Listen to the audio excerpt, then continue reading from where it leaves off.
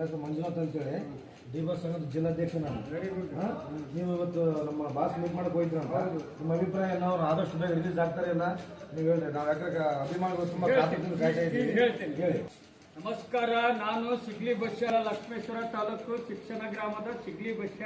Karnataka 7 scent 33 ವರ್ಷ ಜೈಲು ಅನುಭವದಲ್ಲಿ ನಾ ಕಂಡಂತ 511 ಕ್ರಿಮಿನಲ್ 158 ಸಿವಿಲ್ ಇವನ್ನೆಲ್ಲಾನು ನಾನು ಸ್ಟಡಿ ಮಾಡಿದಾಗ ಪ್ರತಿಯೊಬ್ಬ ಅಪರಾಧಿಗಳ ಆರೋಪಿಗಳ ಒಂದು ಕೇಸ್ ಫೈಲ್ನ ಸ್ಟಡಿ ಮಾಡಿದಾಗ ಎಂತಿಂಥ ಪ್ರಕರಣಗಳನ್ನ ಭೇದಿಸಿ ಆ ಬಿಡುಗಡೆ ದಾರಿನೂ ತೋರಿಸಿದ್ದೀನಿ, ಶಿಕ್ಷೆ ದಾರಿನೂ ತೋರಿಸಿದ್ದೀನಿ. ಆದ್ರೆ ಇವತ್ತ ನಮ್ಮ ಕರ್ನಾಟಕದಾಗ ಅಭಿಮಾನಿಗಳನ್ನು ಹೊಂದಿದಂತ ಒಬ್ಬ ಚಿತ್ರನಟ ದರ್ಶನ್ ಅವರು ಇವತ್ತು ಒಂದು ಕೊಲೆ ಪ್ರಕರಣದಲ್ಲಿ ಅವರು ಭಾಗಿಯಾಗಿದ್ದಾರಂತಂದು ಇವತ್ತು ನಾವೆಲ್ಲ ಕಾಣ್ತಾ ಇದ್ದೇವೆ. Had the crime but not the criminal. ಕಣ್ಣಿಂದ ಕಂಡ್ರು ಪ್ರಮಾಣಿಸಿ ನೋಡು ಅಂತಾರೆ. ಅದಕ್ಕೋಸ್ಕರ ಇವತ್ತು ನ್ಯಾಯಾಂಗದಲ್ಲಿ ಇದನ್ನ ಪ್ರಮಾಣಿಸಿ ನೋಡ್ಬೇಕಾದ್ರೆ ಈ ದರ್ಶನ್ ಅವ್ರ ಮೇಲೆ ದಾಖಲಾದಂತ ಒಂದು ಕೇಸ್ ಫೈಲ್ನ ನಾನು 2ನೇ ಸಲ ಹೋಗ್ತಾ ಇರೋದು ಬಳ್ಳಾರಿಗೆ. 1ನೇ ಸಲ ಹೋದಾಗ ಎಲ್ಲಾ ಮಾಧ್ಯಮಗಳು ಮುಗಿ ಬಿದ್ದುಬಿಟ್ರು. ಏನಂತ ಸಿಗ್ಲಿ ಬಸ್ಯ ಬಂದಾನ, ನಮ್ಮ ಪರ ಮಾತಾಡ್ತಾನ, ಆ ದರ್ಶನ್ ಅವ್ರ ವಿರುದ್ಧ ಮಾತ ಹೇಳಿಕೆ ಕೊಡಕ್ ಬಂದಾನ ಅಂತ ತಿಳಿದು ಎಲ್ಲರೂ ಕ್ಯಾಮ್ರಾ ಹಿಡಿದ್ರು. ನಂದು ಹಿಡಿದಾಗ ನಾನು ನ್ಯಾಯವಾಗಿ ಈ ಚಾರ್ಜ್ ಶೀಟಿಗೆ ಹೋಗ್ತೀನಿ. ಈ ಚಾರ್ಜ್ ಶೀಟಿಯಲ್ಲಿ ದರ್ಶನ್ ಅವ್ರದ್ದು ಏನಾದ್ರು ಅಪರಾಧ ಕಂಡು ಬಂದ್ರೆ ಅವರಂತೂ ಕೊಲೆ ಪ್ರಕರಣದಲ್ಲಿ ಅವ್ರ ಮೇಲೆ ಸೆಕ್ಷನ್ ಬೀಳೋದಿಲ್ಲ. ಯಾಕೆ ಬೀಳೋದಿಲ್ಲ ಅಂದ್ರೆ 2 ಪ್ರಕರಣ ನಾನು ನಿಮ್ಮ ಹತ್ರ ಹಂಚ್ಕೋತೇನೆ.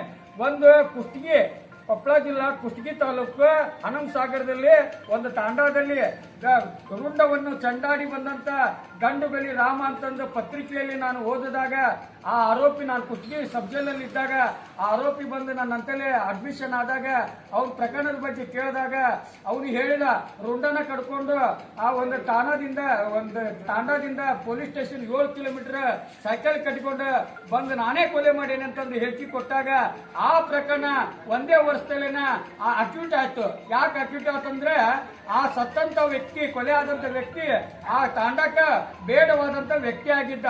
ಆದ್ದರಿಂದ ತನ್ನ ಪ್ರಾಣ ಉಳಿಸಿಕೊಳ್ಳೋಕ್ಕೋಸ್ಕರ ಅವನು ರುಂಡ ಚಂಡಾಡಿದ. ಅದಕ್ಕೋಸ್ಕರ ಅವನು ಇವತ್ತು 1 ವರ್ಷದಲ್ಲಿನ ಆ ಕೇಸ್ನಲ್ಲಿ ಬಿಡುಗಡೆ ಆಗೋದ.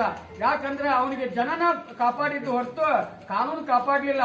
ಅದೇ ತರ ದರ್ಶನ್ ಅವರ ಮೇಲೆ ಈ ಪ್ರಕರಣ ಆಗೈತಂದ್ರೆ ಈ ಪ್ರಕರಣದಲ್ಲಿ ಒಳ ಸಂಚಿದೆ. ಯಾಕಂದ್ರೆ ದರ್ಶನ್ ಪಾಲಹೌಸ್ ಅದರ, ಪವಿತ್ರ ಗೌಡ ಪಾಲಹೌಸ್ ಅದರ ಮತ್ತು ಮುನಿರತ್ನಂ ಪಾಲಹೌಸ್ ಅದರ. ಇವರು ಒಬ್ಬ ವ್ಯಕ್ತಿ ಉನ್ನತ ಸ್ಥಾನದಲ್ಲಿ ಬೆಳಿತಾನ ಅನ್ನೋದು ಗೊತ್ತಾಗಿ ಅವನ ಹೆಂಡತಿಯಿಂದ ದರ್ಶನನ್ನ ದೂರ ಮಾಡ್ಬೇಕನ್ನೋ ಉದ್ದೇಶ ಆಗಿ ಪವಿತ್ರ ಗೌಡನ ಪಾಲಹೌಸ್ಗಳು ಒಂದು ಕೊಲೆ ಮಾಡ್ಬೇಕನ್ನಂತ ಉದ್ದೇಶ ಇಟ್ಕೊಂಡು ದರ್ಶನ್ ಅವರನ್ನ ಒಂದು ಆ ಕೇಸ್ನಲ್ಲಿ ಸಿಗಾಕ್ಸ್ಕೊಂಡು ಈ ಕೇಸ್ನಿಂದ ನಾವೆಲ್ಲ ಆ ಕೊಲೆನಾಗಿರ್ಬೇಕ, ಅವನ ಈ ಆರೋಪಿನಾಗಿರ್ಬೇಕನ್ನಂತ ಉದ್ದೇಶ ಇಟ್ಕೊಂಡು ಈ ಕೇಸ್ನ ದರ್ಶನ್ ಅವ್ರ ಮೇಲೆ ದಾಖಲಾ ಮಾಡಿದಾರ. ಇದಕ್ಕೆ ಮಾಧ್ಯಮಗಳು ಉದ್ದೇಶಪೂರ್ವಕವಾಗಿ ಅವನ ಮೇಲೆ ಮುಗೆ ಬೀಳ್ತಾ ಇದಾರ. ಯಾಕೆ ಬೀಳ್ತಾ ಇದಾರೆ ಅಂದ್ರೆ ಮಾಧ್ಯಮಗಳಿಗೆ ಅವರು ಕಾನೂನುಬದ್ಧವಾಗಿ ಅವರ ಒಂದು ಹಕ್ಕಿನ ಬದ್ಧವಾಗಿ ಅವರ ಹಕ್ಕಿಗೆ ಮಾಧ್ಯಮಗಳು ಧಕ್ಕೆ ಕೊಟ್ಟಿದ್ದಕ್ಕ ಅವರು ಮಾಧ್ಯಮಗಳಿಗೆ ಬೈದಿದ್ರು. ಆ ಉದ್ದೇಶ ಇಟ್ಕೊಂಡು ಇವತ್ತು ಮಾಧ್ಯಮಗಳ ದರ್ಶನ್ ಅವ್ರನ್ನ 24 ಗಂಟೆನೂ ಟಿವಿ ಮುಂದೆ ಹಿಡ್ಕೊಂಡು ಜೈಲ್ ಮುಂದ್ಗಡೆ ಕುತ್ಕೊಂಡಿದಾರ. ಇವತ್ತು ಇದೇ 1ನೇ ಸಲ ಈ ಒಂದು ಪ್ರಕರಣಕ್ಕೆ ಟಿವಿ ಮಾಧ್ಯಮಗಳು ಜೈಲ್ ಮುಂದ್ಗಡೆ ಕುಂತಾರ.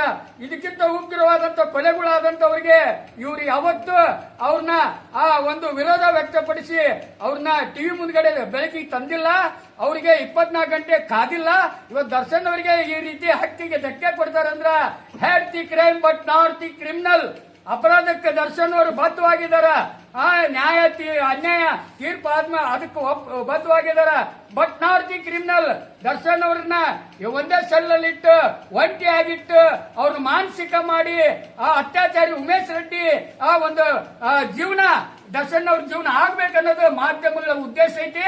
ಇದಕ್ಕೆ ಎಲ್ಲಾ ವಕೀಲರು ಎಚ್ಚೆತ್ಕೋಬೇಕು. ಎಲ್ಲಾ ವಕೀಲರು ಎಚ್ಚೆತ್ಕೋಬೇಕು. ದರ್ಶನ್ ಅವ್ರ ಬಗ್ಗೆ ಮಾಧ್ಯಮ ಬಗ್ಗೆ ನೀವೇನ್ ಹೇಳ್ತೀರಿ? ಮಾಧ್ಯಮಗಳು ಇವತ್ತೇ ನೋಡ್ರಿ, ಮಾಧ್ಯಮಗಳು ಕಾಪಿ ಮಾಡ್ತಾರ, ನಮ್ಮಂತವ್ರ ಕಡೆಯಿಂದ ತಗೋತಾರ. ಆ ಅಭಿಮಾನಿಗಳು ಹೊಂದಿಸ್ಕೊಂತಾರ, ಲುಕೌಟ್ ಕೊಟ್ಟು ರೊಕ್ಕ ಮಾಡ್ಕೊಂತಾರ. ಬಟ್ ಅವರಿಂದ ನಮ್ಗೆ ಯಾವುದು ಒಳ್ಳೇದಾಗಿಲ್ಲ. ಯಾಕಂದ್ರೆ ಇವತ್ತು ಮಾಧ್ಯಮಗಳು ಬರೇ ಬಿತ್ತಿ ಚಿತ್ರವಾಗಿ ಬೆಳಕಿ ತರ್ತಾರ. ಬಡವರನ್ನೆಲ್ಲ ಅಪರಾಧಿ ಮಾಡ್ತಾರ, ಶ್ರೀಮಂತರ ಕಡೆಯಿಂದ ವ್ಯವಸ್ಥೆ ಮಾಡ್ಕೊಂಡು ಎಂಜಾಯ್ ಮಾಡ್ಕೊಂಡು ಜೀವನ ಮಾಡ್ತಾರ. ಇದು ನಿಲ್ಲಬೇಕು. ಸರ್, ನಂದೊಂದು ಪ್ರಶ್ನೆ, ಇನ್ನೊಂದು ಪ್ರಶ್ನೆ, ಮಾಧ್ಯಮದವ್ರು ಒಳ್ಳೆಯವರು ಕೆಟ್ಟವ್ರು? ಮಾಧ್ಯಮಗಳು ಕೆಟ್ಟವ್ರು ಇದ್ದಕ್ಕೆ ಇವತ್ತು ಯೂಟ್ಯೂಬರ್ಸ್ ಹೆಚ್ಚಿನ ಸ್ಥಾನದಲ್ಲಿ ಬೆಳೀತಾ ಇದಾರ. ಯಾಕ ಪ್ರತಿಯೊಬ್ಬನು ಇವತ್ತು ಇಂಟರ್ನೆಟ್ ಇದೆ, ಮೊಬೈಲ್ ಇದೆ. ಇವತ್ತು ದೇಶದ ಇತಿಹಾಸನ ಅವ್ರವ್ರು ಸ್ಟಡಿ ಮಾಡಿಕೊಂಡಾರ. ಇವತ್ತು ಮಾಧ್ಯಮಗಳು ಎಷ್ಟು ತೂಕದಲ್ಲಿ ಇದಾರ, ಇವ್ರು ಎಷ್ಟು ಭ್ರಷ್ಟಾಚಾರ ಮಾಡ್ತಾರ, ಇವರಿಂದ ನಮ್ಗೆ ನ್ಯಾಯ ಸಿಗುತ್ತೋ ಇಲ್ಲ ಅನ್ನೋದು ಅರ್ಥ ಮಾಡಿಕೊಂಡು ಪ್ರತಿಯೊಂದು ತಾಲೂಕಿನಾಗ, ಪ್ರತಿಯೊಂದು ಗ್ರಾಮದಾಗ, ಜಿಲ್ಲಾದಾಗ ಯೂಟ್ಯೂಬರ್ಸ್ ಬೆಳಕಿಗೆ ಬಂದಿದಾರ. ಅಂತವ್ರ ಹತ್ರ ಲೆವ್ನಲ್ಲೇನೋ ಮಾತಾಡಿ ಸತ್ಯನ ಬಹಿರಂಗ ಪಡಿಸ್ಬೇಕು. ಈ ಮಾಧ್ಯಮಗಳ ಹತ್ರ ಹೋಗಿ ನೀವು ವರದಿ ಏನಾದ್ರು ಕೊಟ್ರೆ ಅವರು ಕಟ್ ಮಾಡಿ ತಮ್ಮ ಬೇಳೆ ಬೇಯಿಸ್ಕೊಂಡು ಇವತ್ತು ಅಮಾಯಕರನ್ನ ತುಳಿತಾ ಇದಾರ. ಇದು ನಿಲ್ಬೇಕಂದ್ರೆ ಪ್ರಜಾಪ್ರಭುತ್ವದ ಪ್ರಜೆಗಳು ಎದ್ದೇಳಬೇಕು, ದರ್ಶನವನ್ನ ಉಳಿಸ್ಕೋಬೇಕು. ಯಾಕಂದ್ರೆ ಇನ್ನೊಂದು ಪ್ರಶ್ನೆ ನಿಮ್ಮಲ್ಲಿ ನಾವು ಕಾನೂನು ಸಲಹೆಯನ್ನು ನೀವು ದರ್ಶನ ಅವ್ರಿಗೆ ಹೇಳಿದ್ರಿ, ಎಲ್ಲ ಹೇಳಿದ್ರಿ. ಇವತ್ತಿನ ನಮ್ಮ ಪ್ರಜಾಪ್ರಭುತ್ವ ಯಾವ ರೀತಿ ಇದೆ ನೋಡ್ರಿ. ಇವತ್ತ ಪ್ರಜಾಪ್ರಭುತ್ವ hair the crime but not the criminal ವ್ಯವಸ್ಥೆಯಲ್ಲಿ ನ್ಯಾಯಾಂಗ ಆಗಿರ್ಲಿ, ಕಾರ್ಯಾಂಗ ಆಗಿರ್ಲಿ, ಶಾಸಕಾಂಗ ಆಗಿರ್ಲಿ, ಮಾಧ್ಯಮಾಂಗ ಆಗಿರ್ಲಿ, ಇವು ಪರಿವರ್ತನೆಯ ಜಗದ ನಿಯಮದಲ್ಲಿ ಫಾಲೋವರ್ಸ್ ಆಗಿರ್ಬೇಕು. ಆ ಪ್ರಜೆಗಳನ್ನ ರಕ್ಷಣೆಯಲ್ಲಿ ಇಡಬೇಕು. ಮೊದಲು ಅವು ಏನು ಈ ವ್ಯವಸ್ಥೆ ಅದವಲ್ಲ, ಇವ್ರು ಮಡಿ ಆಗಿದ್ರೆ ನಮ್ಮಂತ ಅಪರಾಧ 5 ನಿಮಿಷ ಚಟ, 5 ನಿಮಿಷ ದಾಟ, 5 ನಿಮಿಷ ಸಿಟಿ ತಪ್ಪು ಮಾಡಿ ಬಂದವರಿಗೆ ಒಂದು ಒಳ್ಳೆ ಶಿಕ್ಷಣ, ಆ ಕಾನೂನಿನ ಜ್ಞಾನ, ಆ ಜೈಲು ಪರಿವರ್ತನೆ ಜಗದ ನಿಯಮ ಅನ್ನೋದು ಐತಿ. ಇವತ್ತು ಆ ಜೈಲುಗಳು ಹೊರಗಡೆ ಎಸ್ಪೆಕ್ಟ್ ಆಡಿದ್ರೆ ಒದ್ದೆ ಹಾಕೊಂಡ್ಬಂದು ಜೈಲಿಗೆ ಹಾಕ್ತಾರ, ಜೈಲಿಗೆ ಎಸ್ಪೆಕ್ಟ್ ಆಡಿದ್ರೆ ಇನ್ನೆಲ್ಲ ಹಾಕ್ತಾರ ಅಂತಂದ ಜೈಲ ಒಂದು ಆಕಾರ ಮಾಡ್ಕೊಂಡಾರ. ಅದಕ್ಕೋಸ್ಕರ ಈ ವ್ಯವಸ್ಥೆಗಳು ಸರಿ ಇಲ್ಲ. ಮೊದಲು ಅವ್ರು ಮಡಿ ಹಾಕ್ಬೇಕು, ಆಮೇಲೆ ನಮ್ಮನ್ನು ಮಡಿ ಮಾಡ್ಬೇಕು. ಈ ವ್ಯವಸ್ಥೆ ಬದಲಾವಣೆ ಆಗ್ಬೇಕಂದ್ರೆ ನಿಮ್ಮ ಬುದ್ಧಿವಂತಿಕೆ ಮಾತ್ರ. ಈ ವ್ಯವಸ್ಥೆ ಬದಲಾವಣೆ ಆಗ್ಬೇಕಂದ್ರೆ ಪ್ರಜಾಪ್ರಭುತ್ವ ಎದ್ದೇಳಬೇಕು. ಯಾವ್ದು ಸರಿ ಯಾವ್ದು ತಪ್ಪು ಅಂತಂದ್ರೆ ಜ್ಞಾನ ಮುಖಾಂತರ ನಿಮ್ ಕೇಸ್ಗೆ ನೀವೇ ಆರ್ಗ್ಯುಮೆಂಟ್ ಮಾಡಂತ ತಲೆ ಜ್ಞಾನ ಹಕ್ಕು ನಿಮ್ಗಿದೆ. ಪ್ರಜೆಗಳು ಇದೆ, ಬಟ್